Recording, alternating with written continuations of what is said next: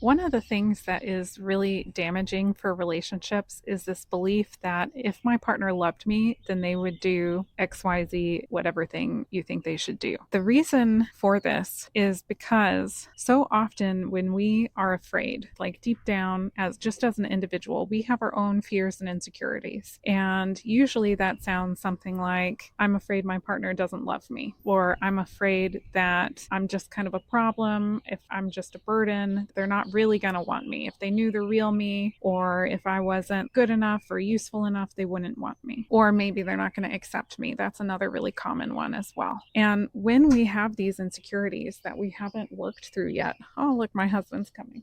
Honey, I am recording. Look, Oh, very nice. That's very nice. Do you want to show it for the audience? Yeah. Yeah. Look at those waiters. So fun. Okay, nice. That's like one of the only moments my husband has ever shown up. We live along the river and we're doing some work with a nonprofit to kind of restore the seagrass along the river. Anyway, that's going to help him go into the mud.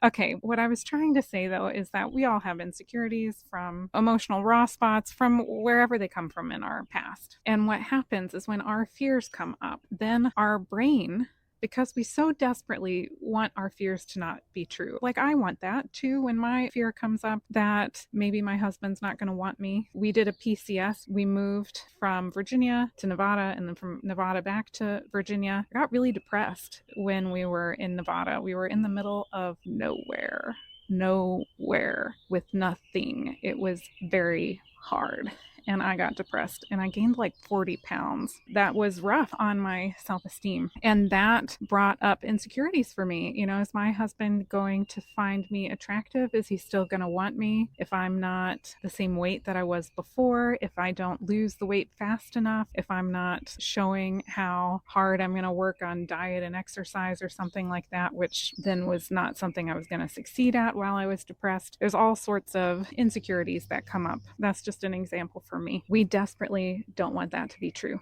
right? Like I would desperately not want my husband to then say he doesn't want me anymore as his partner because I gained 40 pounds and I was struggling to lose it. Again, that's just an example. There are millions of examples out there. But our brains, when they don't want it to be true and they're afraid and it's like, I don't want this fear to be true, will then look for evidence. My brain is then scanning the environment to see, do I have evidence that my partner thinks this about me, feels this about me? And in some ways, it's actually looking for the evidence to be true because it's so focused on, I don't want this to be true. Is there a sign or a signal that this is true? And then because I'm looking at it, I see it.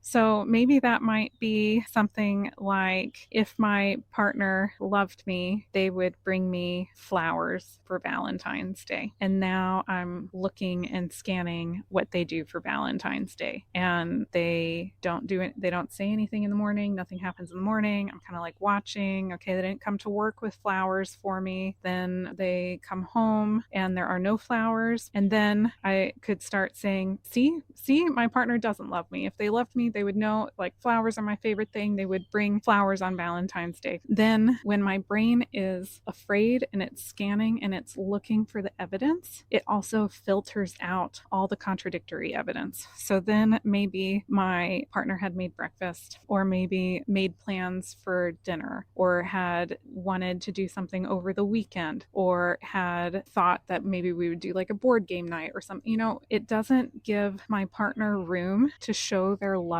in the way that they want to show it. So when people have this thought, if my partner loved me, they would do this, it creates a lot of damage because it creates this whole internal mental loop where you're looking for your partner to do that. Then if they don't do that just perfectly, you're convincing yourself that they don't love you. And then it kind of negates all the other signs of love that your partner is sharing with you. And so this is one of the reasons why I think it's actually a pretty damaging thought to have.